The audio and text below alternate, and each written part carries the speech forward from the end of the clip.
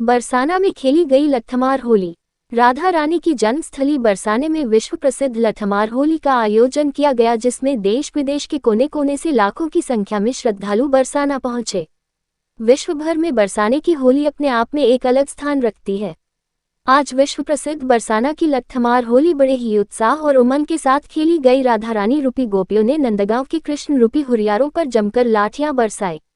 हंसी ठिठोली, गाली, अबीर गुलाल तथा लाठियों से खेली जाने वाली इस लठमार होली का आनंद देश विदेश के कोने कोने से आए लाखों की संख्या में श्रद्धालुओं ने राधा रानी के धाम बरसाने पहुंचकर आनंद लिए और अपने आप को इस होली में सम्मिलित होकर धन्य माना जाता है कि देवलोक से देवता भी इस होली को देखने के लिए किसी न किसी रूप में बरसाना में उपस्थित होते हैं। ब्रज की अधिष्ठात्री देवी राधा रानी के धाम बरसाने की कुंज गलियों और रंगीली चौक का अद्भुत अलौकिक दृश्य देखने के लिए देश विदेश से लाखों की संख्या में श्रद्धालु लाडली के धाम पहुंचे।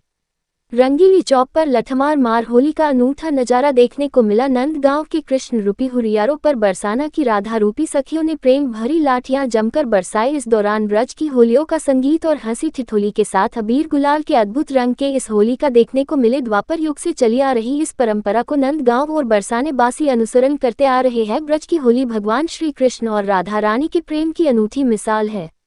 ब्रज के कण कण में भगवान कृष्ण और राधा रानी के प्रेम की झलक देखने को मिलती है।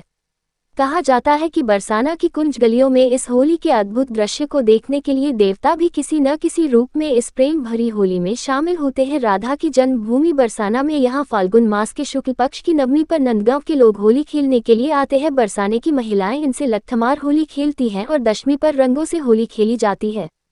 इस परंपरा के बारे में कहा जाता है कि श्री कृष्ण अपने सखाओं के साथ बरसाना होली खेलने आते थे। होली की मस्ती में राधा अपनी सखियों के श्री कृष्ण और उनके साथियों पर डंडे बरसाती थी।